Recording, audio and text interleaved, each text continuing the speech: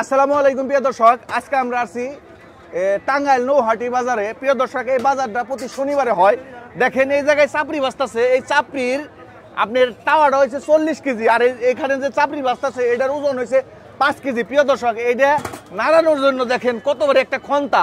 প্রিয় দর্শক, এই খন্তা দিয়ে কিন্তু এই চাচাই মনে করেন এটা উল্টায় মুল্টায় দেয় যেইভাবে। প্রিয় দর্শক, এই যে দেখেন এইভাবে উল্টায়। প্রিয় দর্শক, এইটা দিয়া আরেকটা কথা বলতে চাই, এই চাপড়ি আপনার বিক্রি হয় ওজন দিয়া।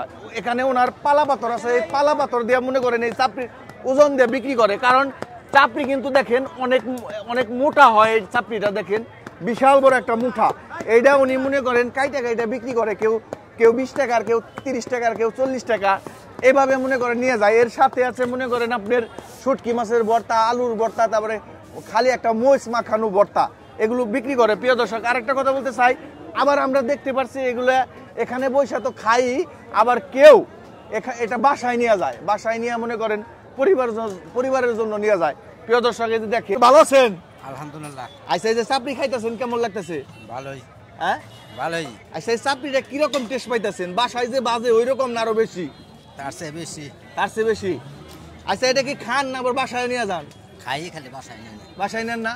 প্রিয় দর্শক, আমরা দেখতে পাচ্ছি অনেকে এই চাপড়ি মানে পুলটাই করে বাসায় নিয়ে যাইতেছে বিভিন্ন মানে আত্মীয় স্বজনের বা ছেলে সন্তানের জন্য নেওয়ার জন্য। এই যে দেখতে পাচ্ছেন। আচ্ছা আচ্ছা, চাপড়ি খাইবেন না নিয়ে যাবেন? খাইবেন।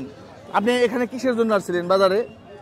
এমনি হাট বাজার করবার নিয়ে। প্রিয় দর্শক, এই শনিবার দিনকে মনে করেন হাট হয়, এখানে গরুর হাট, বিভিন্ন রকমের হাট হয়, মানুষ আছে এর জন্য। আমি আরেকটা কথা বলতে চাই, তাছাড়া আমি একটা প্রশ্ন করছিলাম যে চাপড়ি এত বড় কেন? উনি বলছে যে এই চাপড়ি বড় বাজার কারণ হয়েছে মানুষ বেশি, উনি বাইরে সারতে পারে না।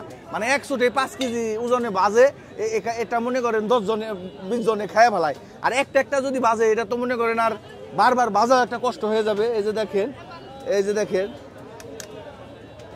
এই যে দেখেন প্রিয় দর্শক, এনে কয় টাকার দিলেন? এনে 20 টাকা।